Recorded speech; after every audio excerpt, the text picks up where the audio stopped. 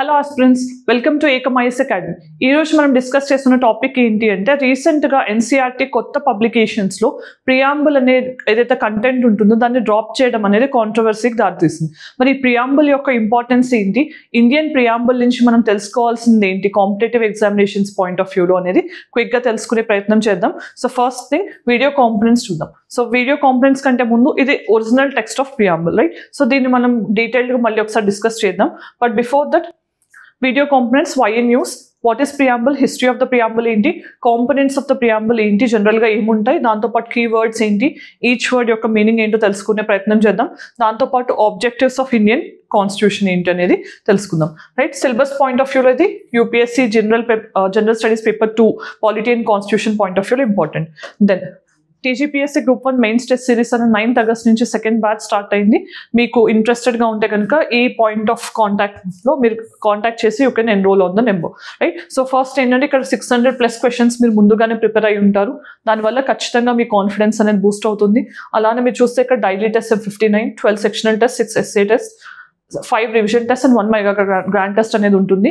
మీ evaluation copy అనేది 3 working daysలో ఇస్తాను. దాంతోపాటు ఆన్సర్ కాపీ, మీరు క్వశ్చన్ కంప్లీట్ చేయగానే మీకు డీటెయిల్డ్ ఆన్సర్ కాపీ కూడా ఇవ్వడం జరుగుతుంది, డీటెయిల్డ్ ఎక్స్ప్లెనేషన్ కాపీ.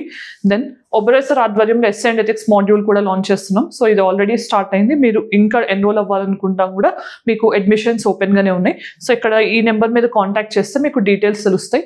సో ఇక్కడ 30+ అవర్స్లో సార్ కాంప్రహెన్సివ్గా ఒక ఎస్సేని ఎలా ప్రెజెంట్ చేయాలి, మీ ఎస్ఏ స్కోర్ని ఇంక్రీజ్ చేసుకునే టెక్నిక్స్ ఏంటి, ఇవన్నీ కూడా డిస్కస్ చేస్తారు. So this will be the best opportunity if you want to maximise your score in SA, right?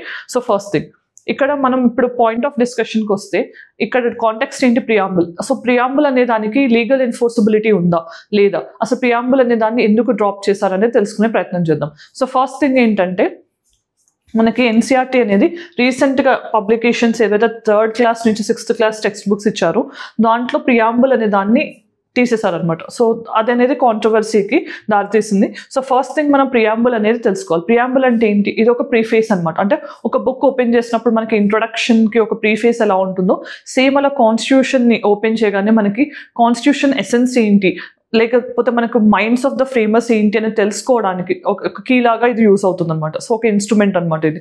So ఇది మనం ఇంట్రొడక్టరీ ప్రీఫేస్గా చెప్పొచ్చు, are the key to understand the mind of framers of the కాన్స్టిట్యూషన్గా చెప్పొచ్చు అనమాట, right? So key to open minds of constitutional framers, right? So మరి preamble అనేది మనం ఎక్కడి నుంచి తీసుకున్నాం అంటే యుఎస్ కాన్స్టిట్యూషన్ నుంచి ఇన్స్పైర్ అయ్యి ప్రియాంబుల్ అనేది తీసుకున్నాం. ఇంట్రెస్టింగ్గా మన ప్రియాంబుల్ అనేది మొత్తం కాన్స్టిట్యూషన్ తయారు చేసిన తర్వాత దీన్ని ఎనాక్ట్ చేస్తారు. ఎందుకు అని అంటే దీనికి సింక్ ఉండాలి కాబట్టి, అంటే మన ప్రొవిజన్స్కి అనుగుణంగా తర్వాత లాస్ట్లో ప్రియాంబుల్ అనేది ఫార్ములేట్ చేశారు, రైట్? సో తర్వాత మనం అర్థం చేసుకోవాల్సింది ఏంటి, మరి ఈ ప్రియాంబుల్ అనేది ఏం చెప్తుంది, ఇండియన్ కాన్స్టిట్యూషన్ యొక్క నేచర్ ఏంటి, ఇండియన్ కాన్స్టిట్యూషన్ ఏం అచీవ్ చేయాలనుకుంటుంది అనేది ప్రధానంగా డిస్కస్ చేస్తుంది. సో ఫస్ట్ థింగ్ మనం ప్రియాంబుల్ అనేది తెలుసుకునే ముందు దీంట్లో ఉండే కాంపోనెంట్స్ ఏంటో తెలుసుకుందాం. సో కాంపోనెంట్స్ విషయానికి వచ్చేసరికి మనకి ఏముంటాయి, సోర్స్ అనేది మెయిన్ థింగ్. సోర్స్ అంటే ఏంటి, అసలు ప్రియాంబుల్ అన్నా కానీ కాన్స్టిట్యూషన్కి కానీ సోర్స్ ఎక్కడి నుంచి వచ్చింది అని అంటే we the people of India. First line itself, we the people of India అంటే ఏంటి, ఎవరు తయారు చేశారు, సోర్స్ అనేది ఎక్కడి నుంచి వచ్చింది అని అంటే పీపుల్.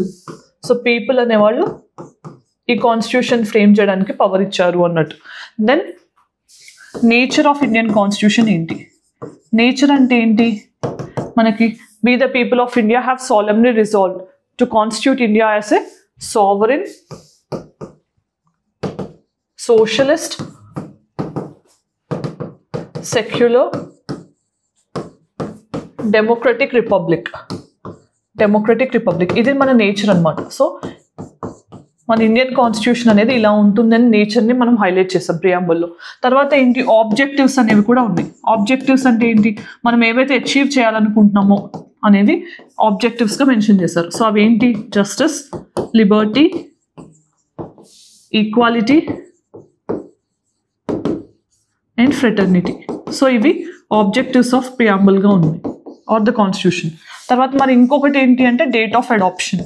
మరి ప్రియాంబుల్ అనేది ఎప్పుడు అడాప్ట్ అయింది, వి సోలమ్లీ అనేది ఏమని చెప్పారు, 26th November 1949. ఇది డేట్ ఆఫ్ అడాప్షన్. అంటే ఈ రోజు సైన్ చేశారు, కానీ మనకి కాన్స్టిట్యూషన్ అమల్లోకి ఎప్పుడు వచ్చింది, 26 January 1950. కానీ ఇది date of adoption. Date of enactment వేరు, డేట్ ఆఫ్ అడాప్షన్ వేరు, ఇది గుర్తుపెట్టుకోవాలి. ఇవన్నీ కాంపోనెంట్స్. మరి అసలు హిస్టరీ ఆఫ్ ద ప్రియాంబుల్ ఏంటి, మనం ఇన్స్పైర్ అవ్వడం యుఎస్ నుంచి ఇన్స్పైర్ అయ్యాం, కానీ హిస్టరీ అనేది చూస్తే కనుక ఆబ్జెక్టివ్స్ రెజల్యూషన్ ఇది ఎవరు ఇంట్రడ్యూస్ చేశారు, జవహర్లాల్ నెహ్రూ గారు. సో ఆబ్జెక్టివ్ రెజల్యూషన్ అనేది 22nd July 1947 రోజు మనకి ఆబ్జెక్టివ్ రెజల్యూషన్ అనేది ఇంట్రడ్యూస్ చేశారు జవహర్లాల్ నెహ్రూ గారు. దాని నుంచి మనం ఇన్స్పైర్ అయ్యి ఈ ప్రియాంబుల్ అనే దాన్ని తీసుకొచ్చాం. సో ఫస్ట్ ఇది అలా మనకి ఇండియన్ కాన్స్టిట్యూషన్లోకి వచ్చింది, రైట్. హిస్టారికల్ కాంటెక్స్ట్ ఇది. మరి మనం అర్థం చేసుకోవాల్సిన కాంపోనెంట్స్ ఏంటనేది క్లియర్గా తెలుసుకునే ముందు, we the people of India అంటే ఏంటి, ఎవరు సుప్రీం ఇండియాలో are the source of the constitution ఎవరిచ్చారు, పీపుల్ నుంచి ఉందన్నమాట. సో సావరిన్ అంటే ఏంటి, సావరిన్ అంటే మనం ఏ కంట్రీకి కూడా ఓకే, మనం ఏ కంట్రీ మీద డిపెండ్ అయ్యి మన డెసిషన్స్ని వాళ్ళ చేతుల్లో పెట్టడం కానీ వాళ్ళు చెప్పింది మనం వినడం కానీ అవసరం లేదు. సావరిన్ అంటే we are completely free to take our decisions అనమాట. ఎక్స్టర్నల్గా కానీ ఇంటర్నల్గా కానీ భారతదేశానికి కంప్లీట్ స్వాతంత్రం ఉంది, మనం ఏ కంట్రీ మీద డిపెండ్ అవ్వాల్సిన అవసరం లేదు అని చెప్పేది సావరిన్. ఓకే, సార్వభౌమత్వం అంటాం. తర్వాత సోషలిస్ట్. సోషలిస్ట్ అంటే ఏంటి, మనకి ఇక్కడ ఏ నేచర్ ఆఫ్ ఎకానమీ ఉంటుంది అనేది చెప్పడానికి అనమాట. సోషలిజం అంటే ఏంటి, జనరల్గా మనకి ఇక్కడ capitalism, socialism, communism different things ఉంటాయి కదా. సోషలిస్ట్ ఆఫ్ ఎకానమీ అంటే నేషనలైజేషన్ ఆఫ్ రీసోర్సెస్ అని చెప్పొచ్చు మనం. Okay, or state ownership of resources అనేది నేచర్ ఆఫ్ ద కాన్స్టిట్యూషన్గా చెప్తున్నారు. Then secular. సెక్యులర్ అంటే ఏంటి, ఒక పర్టికులర్ అఫీషియల్ రిలీజన్ అనేది మనకు ఉండదు, అఫీషియల్ రిలీజన్ ఉండదు, దాంతోపాటు మనం అన్ని రిలీజన్స్ని కూడా ఈక్వల్గా ట్రీట్ చేస్తాం. మరి ఇప్పుడు చూస్తే కనుక ఈ సోషలిస్ట్, సెక్యులర్ అనేవి ఒరిజినల్గా ప్రియాంబుల్లో ఉన్నాయా అంటే లేవు. ఈ రెండు కూడా మనం 42nd Amendment 1976 ద్వారా ఇండియన్ కాన్స్టిట్యూషన్లోకి ఇన్సర్ట్ చేస్తాం. మరి ఒరిజినల్ కాన్స్టిట్యూషన్లో ఉన్నవి ఏంటి, సావరిన్, డెమోక్రటిక్, రిపబ్లిక్. డెమోక్రటిక్ అంటే ఏంటి మనకు తెలిసిందే, చిన్నప్పటి నుంచి అబ్రహాం లింకన్ అంటే people, for the people, of the people, by the people అని అంటాం కదా డెమోక్రసీ అంటే. సో డెమోక్రసీ అంటే ఎప్పుడు కూడా పీపుల్స్ రిప్రజెంటేటివ్స్ వల్ల కానీ డైరెక్ట్గా పీపుల్ కానీ డెసిషన్ మేకింగ్లో పార్టిసిపేట్ చేసేదాన్ని మనం డెమోక్రటిక్ సిస్టమ్ అని అంటాం. సో పీరియాడిక్ ఎలక్షన్స్ ఉండటం ఇవన్నీ కూడా. మరి రిపబ్లిక్ అంటే ఏంటి, ఇక్కడ మనకి ఎప్పుడూ కూడా అఫీషియల్ గవర్నమెంట్ హెడ్ కానీ స్టేట్ హెడ్ కానీ ఎవరు ఉంటారు అంటే ఒక ఎలక్టెడ్ పర్సన్ ఉంటారు. అది డైరెక్ట్ ఎలక్షన్ అయినా అవ్వచ్చు, ఇండైరెక్ట్ ఎలక్షన్ అయినా అవ్వచ్చు, కానీ మొనార్క్ లాంటి సిస్టమ్స్ ఉండవు అనమాట. సో వంశపారపర్యంగా రావడం అలాంటివి ఉండవు. సో ఇక్కడ అదొకటి. దాంతోపాటు రిపబ్లిక్ అంటే ఇంకొకటి జనరల్గా స్టూడెంట్స్ నెగ్లెక్ట్ చేసేది ఏంటి అంటే all public offices will be open to all. Okay, so అది కూడా one of the nature of ప్రియాంబుల్లో ఉన్న కాంటెక్స్లో, రిపబ్లిక్ కాంటెక్స్లో మనం అర్థం చేసుకోవాలి. దెన్ ఆబ్జెక్టివ్స్ ఏంటి, ఆబ్జెక్టివ్స్ అంటే జస్టిస్ ఏంటి, జస్టిస్ అంటే మనం న్యాయం చేయాలి ఏ కాంటెక్స్లో, social, economic and political. Social అంటే ఏంటి, డిస్క్రిమినేషన్స్ ఇవి లేకుండా. ఎకనామిక్ అంటే ఏంటి, ఈక్వల్ రీడిస్ట్రిబ్యూషన్ ఆఫ్ రీసోర్సెస్ కానీ ఇవన్నీ జరిగే విధంగా. పొలిటికల్ అంటే అందరికీ కూడా ఏ పొలిటికల్ ఆఫీస్ కంటెస్ట్ చేయాలన్నా, ఏదన్నా పోస్ట్కి కంటెస్ట్ చేయాలన్నా అన్నిటికీ కూడా ఈక్వల్గా అందరికీ ఛాన్స్ ఇవ్వాలి. So social, political, economic justice అనేది మెయిన్ నేచర్. తర్వాత ఈక్వాలిటీ. ఈక్వాలిటీ అంటే ఏంటి, status as well as opportunity. ఇది స్టేటస్లోను ఆపర్చునిటీస్ ఇవ్వడంలో కూడా మనం అందరినీ ఈక్వల్గా ట్రీట్ చేయాలి, రైట్. Then Liberty. లిబర్టీ అంటే ఏంటి, ఫ్రీడమ్. ఫ్రీడమ్ టు డూ, మనకి ఏం కావాలనుకుంటున్నాం అది చేయడానికి. మరి దీంట్లో ఏముంటుంది అంటే thought, belief, faith, expression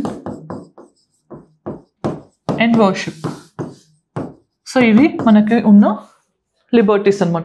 then fraternity అంటే ఏంటి, మనకి unity and integrity,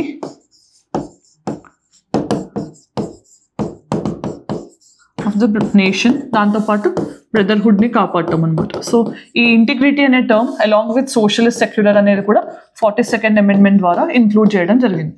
42nd Amendment 1976 ద్వారా.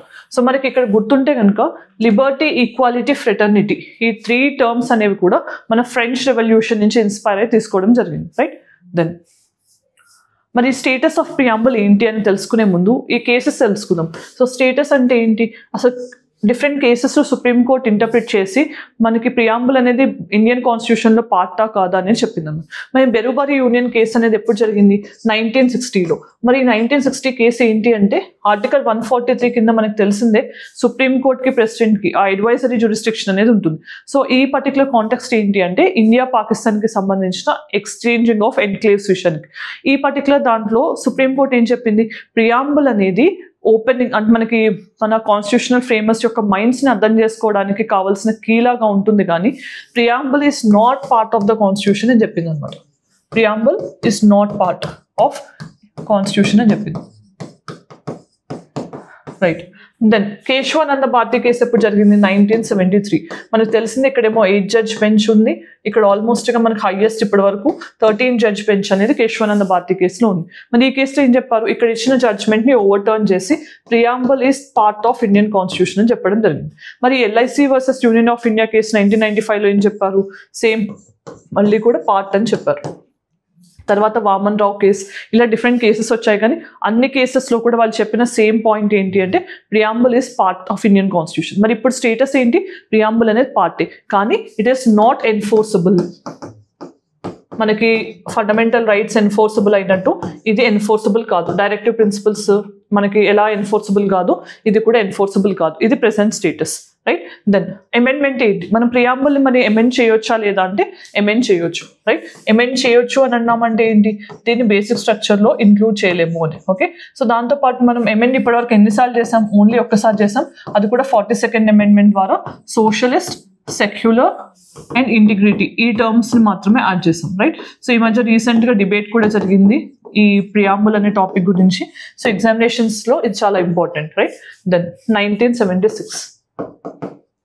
రైట్. Then practice question ఏంటనే చూద్దాం. So consider the following statements. Preamble can be amended by simple majority in parliament. Preamble was adopted and enacted by the Constituent Assembly. Which of the statements given above are correct? Okay, ఇక్కడ options చూసి correct answer అనేది comment section చెప్పండి. Then ఇంకొక ముఖ్యమైన విషయం, article 394 of Indian constitution ఏం చెప్తోంది అనేది ఒక ఇంపార్టెంట్ నోట్ అనమాట. మనం ఏంటంటే ఇక్కడ మనకి కాన్స్టిట్యూషన్ అనేది 26th January 1950 నుంచి అమల్లోకి వచ్చినా కూడా కొన్ని ప్రొవిజన్స్ 26th November 1949లోనే అమల్లోకి వచ్చాయి.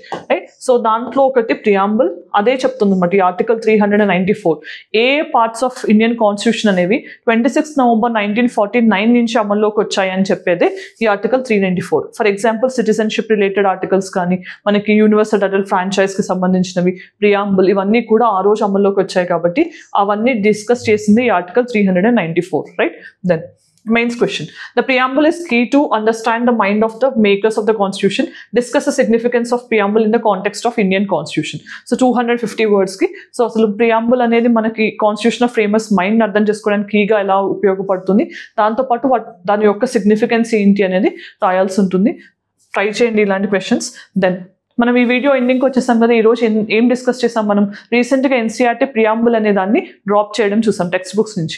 దానికి ఎన్సీఆర్టీ వాళ్ళు చెప్పింది ఏంటి? సో ఈ ఎసెన్స్ అనేది ఇండియన్ కాన్స్టిట్యూషన్లోనే ఉంది, సో మేము ప్రియాంబుల్ అనే దాన్ని తొలగించాం, దాని ఎసెన్స్ని మేము అంటే స్టూడెంట్స్కి కమ్యూనికేట్ అవ్వకుండా అలాంటి మేము ఏం చేయలేదు అన్నట్టు సమర్థించుకున్నారు. So that's a different thing. మనకు అది అవసరం లేదు. బట్ ప్రియాంబుల్కి సంబంధించిన కాన్స్టిట్యూషనల్ ప్రొవిజన్స్ ఏంటి, సో ప్రియాంబుల్లో ఉండే కాంపోనెంట్స్ ఏంటి, హిస్టారికల్ బ్యాక్గ్రౌండ్ ఏంటి, ఈచ్ ఇండివిజువల్ వర్డ్ యొక్క మీనింగ్ ఏంటి అనేది బ్రీఫ్గా తెలుసుకున్నాం. అలానే మనకి constitutional date of enactment, date of అడాప్షన్కి సంబంధించిన డిఫరెన్స్, ఆర్టికల్ 294 ఏంటి అనేది తెలుసుకున్నాం, along with preamble related cases with practice questions. So this is all with respect to this video. If you found this video informative, let us know in the comment section. Thanks for joining us. All the very best.